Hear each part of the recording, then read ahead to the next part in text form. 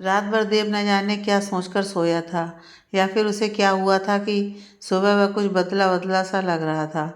माही से भी बड़े आराम से बात कर रहा था और सारे घर वाले भी उसके इस बदलाव से हैरान थे। खासकर माही, जिसे ये समझ नहीं आ रहा था कि अचानक ऐसा क्या हुआ है कि मुझसे बड़े प्यार से बात कर रहा है।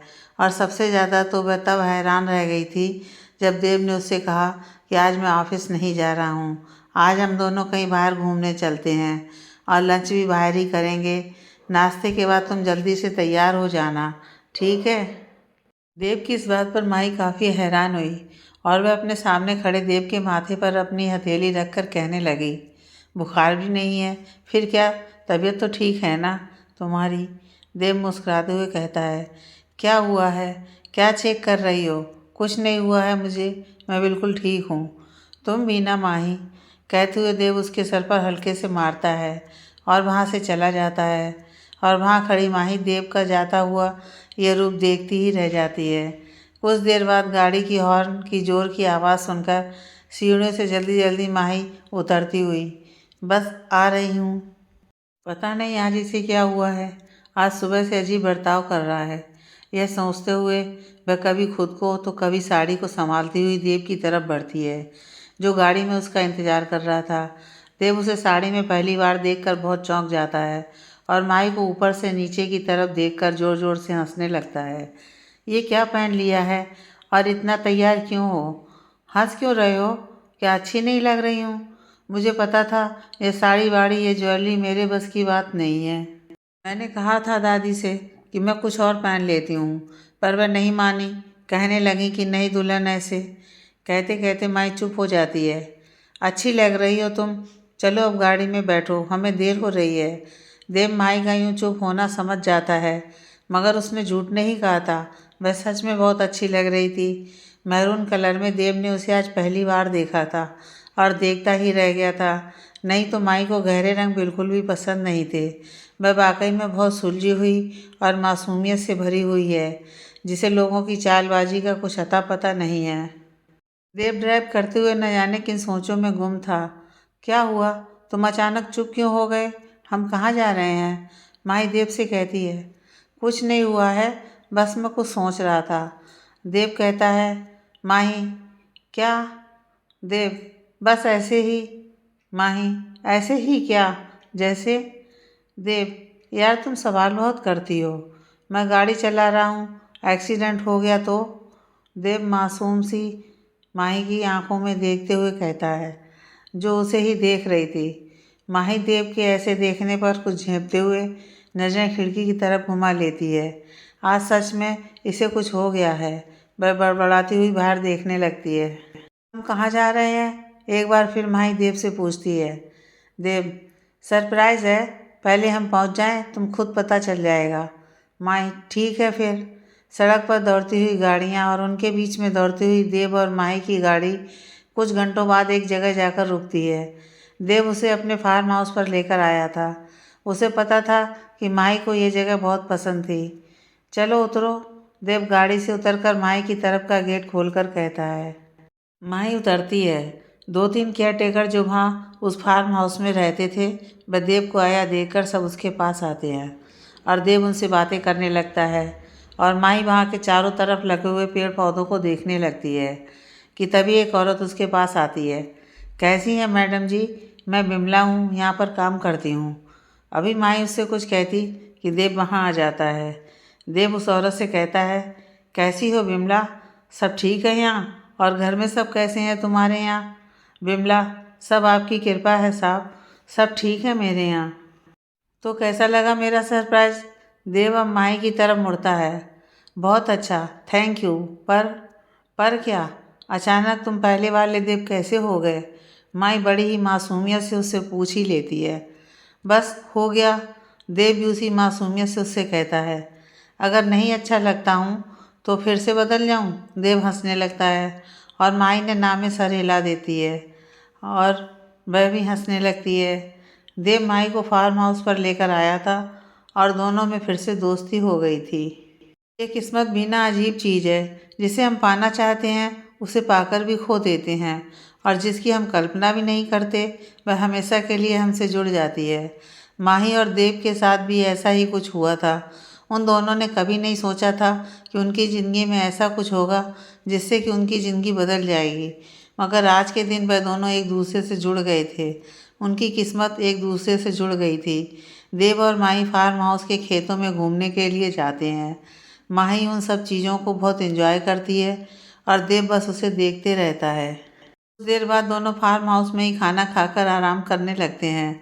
देव ने विमला को पहले ही बता दिया था कि वह आ रहा है, तो दोपहर के खाने का इंतज़ाम कर लें और जो भी ज़रूरी सामान हो वह वहाँ के स्टॉप से मंगवा लें। तो देव और माई खाना खाने के बाद बाहर गार्डन में घूमते रहते हैं और बातें करते रहते हैं। देव माही को ऐसे खुश देखकर बहुत खुश रहता है और पता नहीं क्यों उसकी नज़रें घूम फिरकर बार बार माही की तरफ ही जा रही थीं। उसे पता नहीं था। इधर मिसेस सिन्हा देव में आए हुए इस बदलाव से बहुत खुश थीं और अब वह पहले की तरह नॉर्मल हो रहा था और माही के साथ उसका रवैया अब ठीक हो रहा था। वह और दादी यहाँ कुछ और ही प्रोग्राम बना रही थीं। मिसेस सिन्हा दादी से कह रही थीं, आपने देखा माँ, देव अब बदल रहा है। उसे अब माही के साथ की गई बदतमीजी का एहसास हो रहा है, तभी तो वह उसे घुमाने लेकर गया है ताकि वह दोनों फिर से दोस्त बन जाएं। वह अब अपनी ज़िंदगी में आगे बढ़ रहा है, अपने गुजरे कल को पीछे छोड़कर अब वह माही को अपना ले। बस मेरी कोशिश कामयाब हो जाएगी। पर यह सब तुझे कैसे पता बहू? देव ने तुझसे कहा? दादी अपनी बहू से कहती हैं। अरे नहीं माँ, भला वह कभी कुछ कहता है? बातें मन में रखने की आदत उसे बचपन से है। मैं अच्छे से जानती हूँ उसे। मिसेस सिन्हा बहुत आत्मविश्वास से कह रही थी कि तभी दरवाजे पर दस्तक होती है और देव अंदर आता है। मिसेस सिन्हा अचानक से देव को देखकर चौंक जाती हैं कि कहीं इसने हमारी बात तो नहीं सुन ली। देव और माही घर आ चुके थे और माही बहुत थक गई थी, तो वह अपने कमरे में चली गई थी और देव, अपनी दादी से मिलकर आता हूँ, तुम चलो, ऐसा कहकर दादी के कमरे में अभी अभी आया था, जहाँ पर उसकी मम्मी भी थी, जो दादी से कुछ बातें कर रही थी, मगर उसके आने के बाद चुप क्यों हो गई थी। अरे मम्मी, अच्छा हुआ आप भी मुझे यहीं मिल गई। मैं यहाँ से सीधे आपके कमरे में ही आ रहा था। और दादी, कैसी तबीयत है आपकी? देव उन दोनों की तरफ मुस्कुराते हुए कहता है।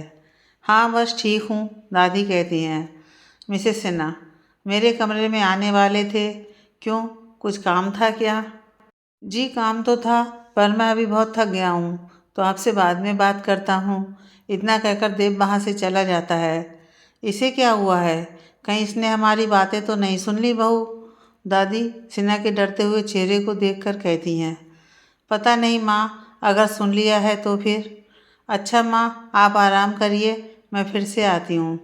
मिसेस सिन्हा देव की बातों से काफ़ी परेशान हो जाती हैं कि आखिर बात क्या है। आखिर रात में सब लोग जब खाना खाकर सोने जा रहे थे, तो सिन्हा देव को रुकने के लिए कहती हैं। बेटा, मुझे तुमसे कुछ बात करनी है, ज़रा टेरेस पर आना। जी माँ, आप चलिए, मैं अभी आता हूँ, देव उनके जवाब में कहता है। कुछ समय बाद दोनों माँ बेटे टेरेस पर बातें कर रहे हैं। देव, माँ क्या बात है, आपने मुझे बुलाया? मिसेस सिन्हा, बात तो तुम्हें ही करनी थी ना मुझसे, उस समय तुम कह रहे थे ना दादी के कमरे में। देव को याद आता है, तो वह अपना सर झटक कर कहता है। हाँ, मैंने ही कहा था, याद आया। मैं सोच रहा था कि क्यों ना आप माही को कल शॉपिंग पर ले जाएं। मैं जब जब उसे रूही के कपड़ों में देखता हूँ तो मुझे बहुत तकलीफ़ होती है। पता नहीं क्यों वह ये सब डिज़र्व नहीं करती है। माँ, रूही के कपड़े तक नहीं, और मैं तो। देव चुप हो जाता है अचानक से। मैं तो क्या, यही ना कि तुम भी उसे डिज़र्व नहीं करते, यही कहना चाहते हो ना तुम? मिसेस सिन्हा देव की बात समझ जाती हैं और उससे कहती हैं। देव अपनी माँ से कहता है। हाँ यही बात है। देव नज़रें घुमा लेता है। मिसेस सिन्हा, बेटा मैं तुम्हारी माँ हूँ, तुम्हें तुमसे ज़्यादा जानती हूँ, और मेरी मानो तो ज़िंदगी में आगे बढ़ना सीखो। ये किस्मत की बात है कि तुम्हें रूही से मोहब्बत हुई और तुम्हारी शादी माही से। अब तुम्हें तय करना है कि तुम क्या चाहते हो। अगर तुम माही के साथ नहीं रहना चाहते हो तो भी हमें कोई प्रॉब्लम नहीं है। बस कुछ दिनों के बाद तुम्हारी और माही की तलाक हो जाएगी, फिर तुम आज़ाद हो जाओगे। इतना कहकर मिसेस सिन्हा वहाँ से चली जाती हैं और देव उनके जाने के बाद बहुत देर तक वहीं छत पर ही खड़ा आसमान की तरफ देखता रहता है। तभी पीछे से अचानक माई उसे आवाज़ लगाती है, तुम यहाँ हो? मैं सारे घर में तुम्हें ढूंढ रही थी, तो आंटी ने बताया कि तुम यहाँ हो। देव पलटकर माई को देखता है। उसका मासूम चेहरा, कितनी सच्चाई झलकती है उसमें। न जाने क्यों तलाक के नाम से मेरी धड़कनें तेज हो गई हैं, पर मैं तो खुद ये सब चाहता था। उधर सामने खड़ी माई देव को यूं खामोश देखकर हैरत में पड़ गई थी। तुम्हें क्या हो गया है? सब कुछ ठीक तो है ना? आज सुबह से अजीब अजीब हरकतें कर रहे हो और अब यहाँ टेरेस पर अकेले ही खड़े हो। माही देव को यूं खामोश देखकर कहती है। देव माही को पलट कर देखता है और कुछ नहीं हुआ है, सब कुछ ठीक है। बस ऐसे ही मन किया कि खुले आसमान के नीचे बैठकर थोड़ी देर इन तारों को गिनता हूँ और अपने उस किस्मत के सितारे को ढूंढ रहा हूँ जो न जाने कहाँ छुप गया है। वह आसमान की तरफ फिर से देखने लगता है। अच्छा तो ये बात है, चलो मैं तुम्हारी मदद कर देती हूँ, माही मुस्कुराते हुए कहती है। ओ देखो, वहाँ पर जो सबसे ज़्यादा चमक रहा है ना, वो है तुम्हारा तारा। तुम्हारी किस्मत का देखना, एक दिन तुम भी ऐसे ही चमकोगे, मुझे यकीन है, माही एक बार फिर देव से कहती है। देव उसकी बात पर हल्के से हंसते हुए कहता है, अच्छा वह है वहाँ पर, और तुम्हारा कहाँ है? माही, मेरा मेरा सितारा तो तुम हो। देव, क्या मतलब? देव माही की आंखों में झांकते हुए कहता है। माही देव को ऐसे देखकर कुछ नर्वस हो जाती है। मेरा मतलब था, इतने मुश्किल वक्त में भी तुमने मुझे संभाला और मेरा साथ दिया, मुझे अकेला नहीं छोड़ा, मुझे हौसला दिया, वरना शायद मैं कहाँ होती और कैसे होती। तो तुम ही मेरे किस्मत के सितारे हुए ना। Thank you. कहते कहते माई की आंखों में आंसू आ जाते हैं तो देव उन्हें पोंछने लगता है। मैं ठीक हूँ, बस मम्मी पापा की याद आ गई थी, माई कहती है और अपने दुपट्टे से आंसू पोंछने लगती है। देव माई को अच्छे से जानता था कि वह बहुत ही ज़्यादा इमोशनल है और उसे फीलिंग छुपानी नहीं आती है, तो वह थैंक यू अपनों से नहीं कहते बल्कि गैरों से कहते हैं। चलो अब बहुत देर हो गई है, तुम चलकर आराम कर लो, कल तुम्हारे लिए एक और सरप्राइज गिफ्ट है, देव माही को खुश करने के लिए कहता है। माही, एक और गिफ्ट? पर किस लिए? देव, वह इसलिए कि तुम बहुत अच्छी हो और मेरी दोस्त भी हो। अब चलो, मुझे बहुत तेज़ नींद आ रही है और थक भी गया हूँ, तो चलो। फिर दोनों अपने कमरे में चले जाते हैं और माही सोफे पर और देव बेड पर सो रहे थे। हालांकि देव ने उससे कितनी बार कहा था कि तुम बेड पर सो जाओ, मैं वहाँ सोफे पर सो जाता हूँ, पर माही नहीं मानी थी। अगली सुबह देव माही को लेकर शॉपिंग पर जाता है और जाने से पहले अपनी माँ से कहता है कि रूही के जितने भी कपड़े और तस्वीरें या चीज़ें मेरे कमरे में हैं, आप उन्हें फेंक दें। और आप सही थी माँ, ज़िंदगी में कभी कभी कुछ गलत फैसले भी सही साबित हो जाते हैं और कभी कभी सही फैसला करने पर भी हमसे गलती हो जाती है, मगर उस गलती का बोझ हम जितनी जल्दी उतार दें, ज़िंदगी उतनी ही आसान और खूबसूरत हो जाती है। क्यों, है ना माँ? देव और मिसेस सिन्हा आपस में बातें करते रहते हैं। मिसेस सिन्हा देव की बात सुनकर बहुत चौंक जाती हैं और साथ ही साथ खुश भी बहुत होती हैं। वह अपने बेटे से कहती हैं, मुझे नहीं पता था कि मेरी बात को तुम इतनी जल्दी समझ जाओगे।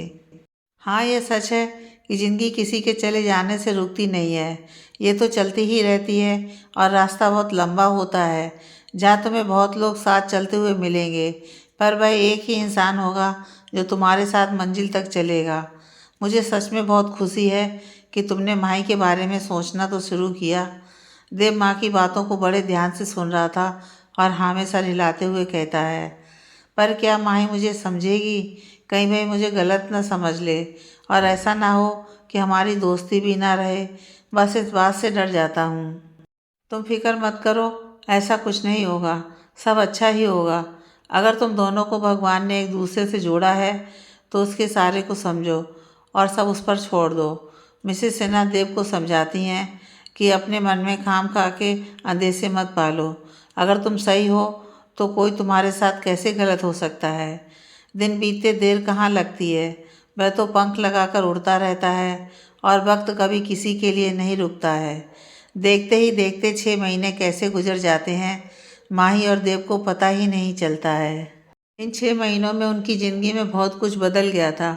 उनकी दोस्ती और फिर अचानक की शादी और फिर देव की नफ़रत, माही की मासूमियत से लेकर माही का अपने माता पिता को खोना, अपनी गलती का एहसास, जुर्म से खुद को तकलीफ़ पहुंचाना, फिर देव का उसे समझाना, माही के देव के घर आकर रहना और मिसेस सिन्हा का देव और माही को करीब लाने का प्रयास करना, उन्हें यह समझाना कि यह सब किस्मत के सितारे हैं जिसने तुम्हें मिलवाया है।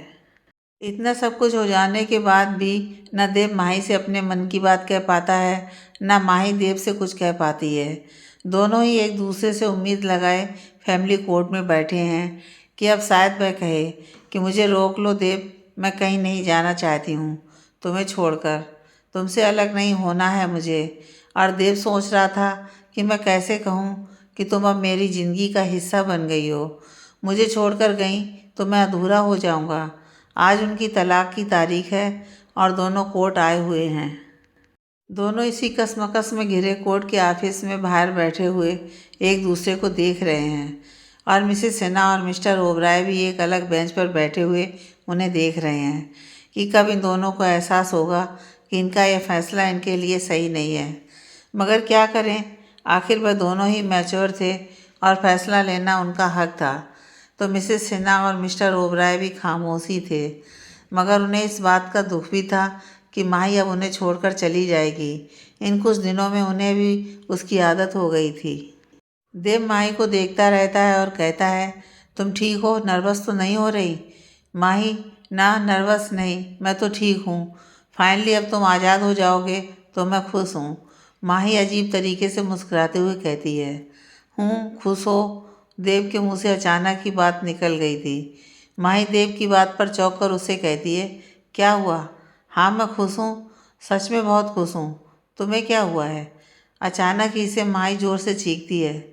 कुछ नहीं, देव कंधे उचकाते हुए कहता है। पर तुम चिल्ला क्यों रही हो? तब माही को एहसास होता है कि मैं गुस्से में क्यों हूँ। मगर देव समझ जाता है कि यह तो माही की पुरानी आदत है। वह अपनी फीलिंग्स छुपा नहीं सकती है, या तो प्यार से या फिर गुस्से से उसे जाहिर करना उसकी बहुत पुरानी आदत है, और आज भी वह यही कर रही थी। अभी देव माही से कुछ कहने ही वाला था कि अंदर से उन्हें बुलावा आ जाता है और वह दोनों ऑफिस के अंदर चले जाते हैं। दोनों वकील के सामने बैठ जाते हैं। वहाँ बैठा हुआ वकील उनकी तरफ तलाक के पेपर बढ़ाते हुए कहता है, आप दोनों इस पर साइन कर दें और फिर आपकी तलाक की सारी फॉर्मेलिटी मैं पूरी कर दूंगा। वकील की बात पर देव और माही कभी उस कागज़ को तो कभी एक दूसरे को देखते रहते हैं कि अब आगे क्या होगा, क्या हम सचमुच में अलग हो जाएंगे। दोनों के मन में एक ही बात चल रही थी, मगर दोनों ही खामोश थे। क्या एक कागज़ का टुकड़ा हमें अलग कर देगा? दोनों ही साथ बिताए गए दिनों को याद करने लगते हैं, जब वह पहली बार मिले और अब तक का सफ़र। साइन कीजिए प्लीज़, मुझे और भी केसेस देखने हैं, देर हो रही है। वकील की आवाज़ सुनकर जैसे देव और माही नींद से जाग जाते हैं।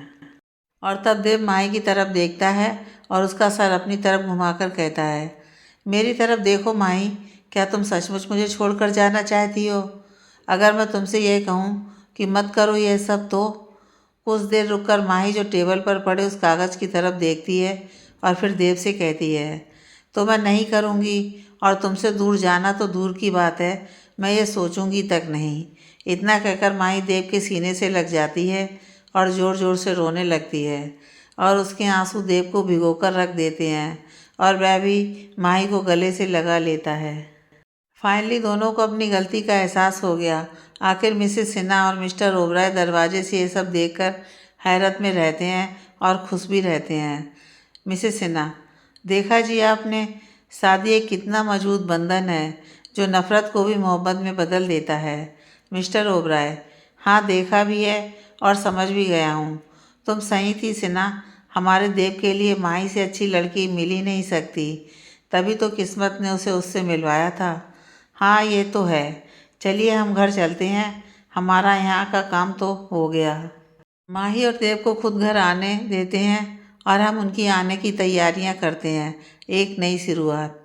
कहते हुए मिसेस सिन्हा मुस्कुराने लगती हैं और मिस्टर ओबराय भी हंसने लगते हैं और दोनों कोर्ट से बाहर निकलकर घर चले जाते हैं। इधर इन सारी बातों से बेखबर रूही अपने कैरियर में बिजी थी। उसने टॉप 10 मॉडल कंसेप्ट में से उसे पहला नंबर मिल गया था। वह बहुत ही खुश थी और इन सब चीज़ों के होते हुए कैसे 6 महीने निकल गए थे पता ही नहीं चला था उसे। आखिरकार मैं अब अपने सपने के बहुत करीब हूँ। वह सोच रही थी कि क्यों ना अनिकेत शाह जो उसका दोस्त था उसके साथ इस खुशी को सेलिब्रेट करूं और बाकी दोस्तों को भी इनवाइट करूं। रूही उसके बाद सीधे अनिकेत के पास पहुंचती है और उसे अपनी पार्टी के बारे में बताने लगती है और अगले ही दिन रूही अपनी जीत की खुशी में अपने फ्लैट पर पार्टी रखती है जहां बहुत से लोग आते हैं और डांस बियर म्यूजिक का शोर मचा रहता है और हर तरफ रंगीन लाइटों की रोशनी बिखरी हुई रहती है। 2 साल बाद जिंदगी में हम जो चाहते हैं वह कभी कभी हमें मिलते मिलते कहीं खो जाता है। जैसे मंजिल की तलाश में हम इतना खो जाते हैं कि रास्ता भटक जाते हैं और मंजिल कहीं पीछे छूट जाती है और हम आगे निकल जाते हैं। आज के दिन रूही के साथ भी कुछ ऐसा ही हो रहा था। उसने अपनी ख्वाहिशों की खातिर देव को छोड़ा था और आज उसकी ख्वाहिशों ने ही उसे छोड़ दिया था। उसे मुंबई आए हुए 2 साल हो चुके थे मगर उसके सारे सपने पूरे होते होते बिखर गए थे और अब वह भोपाल जाने वाली ट्रेन में बैठी हुई थी और सोच रही थी। उस रात जब रूही ने अपने फ्लैट पर पार्टी रखी थी तो सब लोगों ने वहां पहुंचकर पार्टी को बहुत एंजॉय किया था मगर अचानक एक हादसा हो गया था। अनिकेत शाह ने उससे बदतमीजी की थी।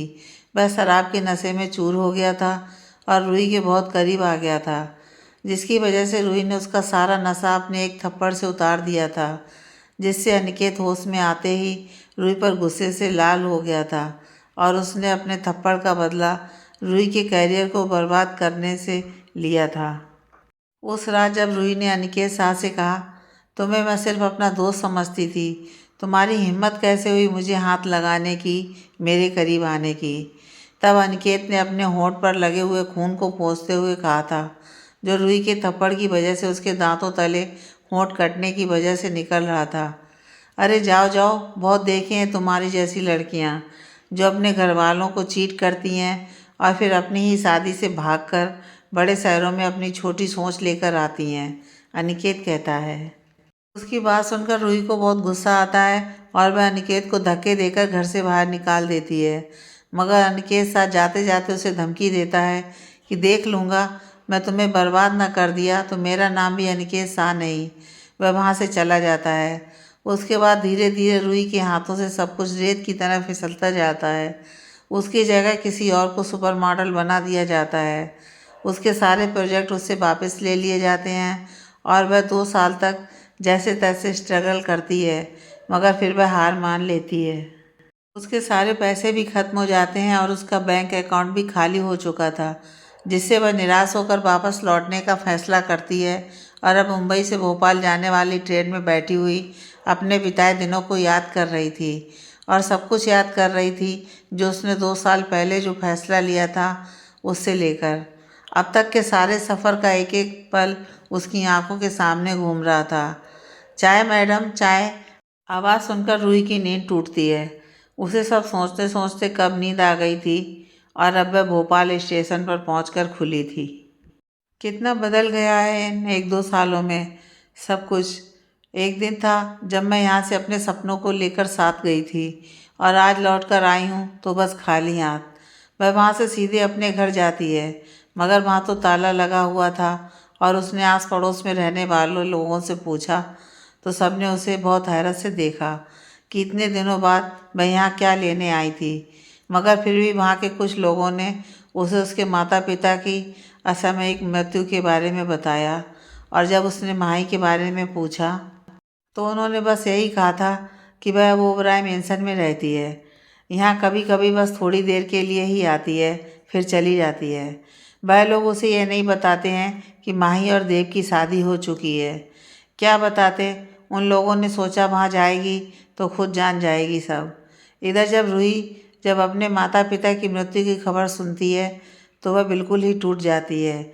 यह सब मैंने क्या कर दिया, मैंने ऐसा तो नहीं सोचा था कि मेरी वजह से उन्हें तकलीफ़ हो। मगर वह लोग तो मेरी ही वजह से इस दुनिया से चले गए, मुझे माफ़ी मांगने का मौका भी नहीं दिया। रूही वहीं खड़ी अपने घर के गेट के बाहर उसे पकड़कर ज़ोर ज़ोर से रोने लगती है और पछताती रहती है। अब क्या करूं, कहाँ जाऊं? क्या देव मुझे फिर से अपना लेगा, मेरी की गई गलतियों को भुला देगा? रूही इसी कसमकस के साथ ओबराय मेंशन पहुंचती है, जहां के गेट में एंट्री करती हुई वह सीधे अंदर चली जाती है। हालांकि सिक्योरिटी गार्ड उसे रोकने की कोशिश करते हैं, मगर जब वह कहती है कि वह देव की दोस्त और माई की बहन है, तो वह लोग उसे अंदर जाने देते हैं। रूही जब अंदर जाती है तो वहाँ हॉल में बैठी हुई मिसेस सिन्हा उसे देखकर हैरान रह जाती हैं और अपनी जगह से उठ खड़ी होती हैं। कुछ देर बाद मिसेस सिन्हा और वह बातें करती रहती हैं। रूही उन्हें सब बताते हुए रो रही थी और मिसेस सिन्हा इतना सब कुछ होने के बाद भी उसे दिलासा दे रही थी और उसके आंसू पोंछे जा रही थी। आखिर कैसे नहीं पहुँचती? मिसेस सिन्हा का दिल बहुत बड़ा था। उन्हें भी रूही के माता पिता के जाने का बहुत दुख था, जिससे रूही और भी ज़्यादा रो रही थी। माही और देव घर पर नहीं थे। माही की तबीयत कुछ ठीक नहीं थी, तो देव उसे लेकर डॉक्टर के यहाँ गया था। मगर मिसेस सिन्हा ने अभी तक रूही को देव और माही के रिश्ते के बारे में नहीं बताया था। वह अभी सोच रही थी कि कैसे इसे बताऊं। तभी अचानक से दरवाजे से आवाज़ आती है, माँ माँ कहाँ हैं आप? बहुत बड़ी खुशखबरी है, आपके पैर अब ज़मीन पर नहीं रहेंगे, आप दादी बनने वाली हैं। ये देव था जो कहते हुए दरवाजे पर से ही चिल्लाते हुए अंदर आता है और उसकी सारी खुशियाँ एक पल में हवा हो जाती हैं जब वह सामने रूही को देखता है। और उसके पीछे पीछे आती हुई माही भी हैरान रह जाती है रूही को वहाँ देखकर। अचानक रूही को सामने देखकर माही के होश उड़ जाते हैं और वह वहीं पर बेहोश होकर गिर पड़ती है। देव जल्दी से उसे उठाकर कमरे में ले जाता है और थोड़ी देर में डॉक्टर भी आ जाते हैं। रूही सब कुछ बस चुपचाप खड़ी होकर देख रही थी। देव और माई को अचानक से सामने आते देखना और देव का खुशी से चिल्लाना और माई का बेहोश होकर गिरना और फिर देव का उसे गोद में उठाकर अपने कमरे में ले जाना। उसकी आंखों में माई के लिए फ़िक्र का दिखना जो बरसों पहले उसके लिए दिखाई देता था।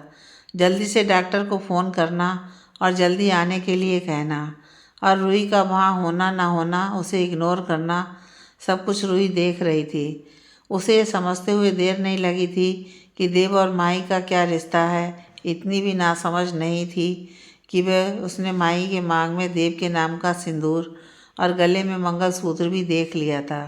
वह जान गई थी कि अब यहाँ उसके लिए कोई जगह नहीं है। देव अपनी ज़िंदगी में आगे बढ़ गया था और क्यों ना बढ़ता, छोड़कर तो मैं उसे गई थी, वह मुझे नहीं। देव के कमरे के कोने में खड़ी रूही पूरे कमरे का मुआयना लेते हुए ये सब सोच रही थी कि कमरा भी बदल गया है।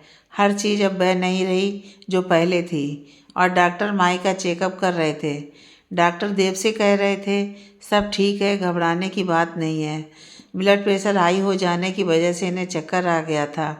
ऐसा हो जाता है, मगर घबराने की कोई बात नहीं है। खाना वाना तो टाइम पर ले रही हैं ना, और मेडिसिन भी। देव जी डॉक्टर, सब कुछ हो रहा है। डॉक्टर तो फिर किसी तरह कोई तनाव जो इन्हें परेशान कर रहा हो, ऐसी हालत में ये सब होना ठीक नहीं है। आप लोग इनका ख्याल रखें।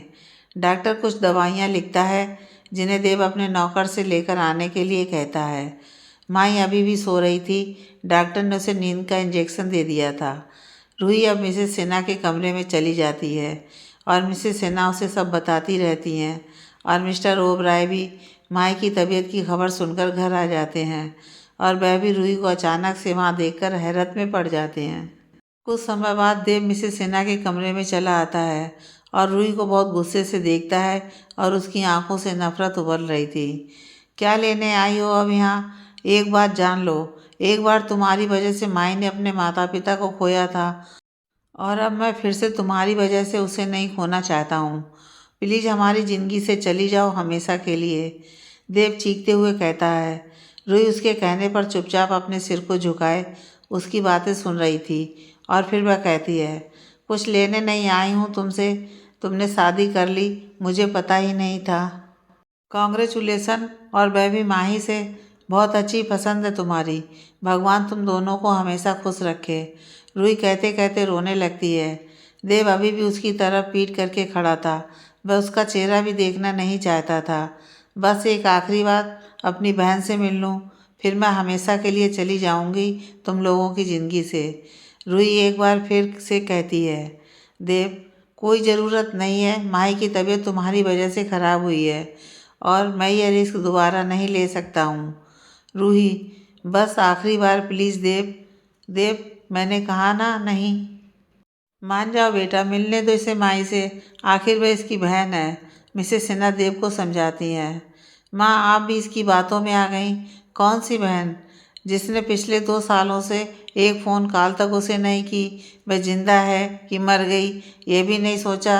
उसकी मासूमियत और भोलेपन का फ़ायदा उठाया। कोई इतना स्वार्थी हो सकता है? मैंने सिर्फ किस्से और कहानियों में पढ़ा था, मगर ये तो मेरे सामने है। देव गुस्से में कहकर वहाँ से चला जाता है और सीधे अपने कमरे में माही के पास उसके सिरहाने में जाकर बैठ जाता है। देव माही को बड़े प्यार से देख रहा था और उसके बालों को सहलाते हुए कहता है, कुछ नहीं होगा तुम्हें, मैं हूँ ना तुम्हारे पास। माही धीरे धीरे अपनी आंखें खोलती है और देव को अपने करीब पाकर उसकी तरफ नम आँखों से देखती है। उसकी आंखें आंसू से भर जाती हैं और पलकें भीगी हुई वह एक अजीब से कसमकस में घिर गई थी। माही आहिस्ता से देव से कहती है, वह लौट कर आ गई है देव। रूही वापस आ गई है। अब क्या होगा? देव, कुछ नहीं होगा, तुम बस चुप रहकर आराम करो। मैं हूँ ना, कुछ नहीं होगा। देव माही के निकलते आंसुओं को साफ करने लगता है और उसके हाथों को अपने हाथों की गिरफ्त में मजबूती से पकड़ लेता है।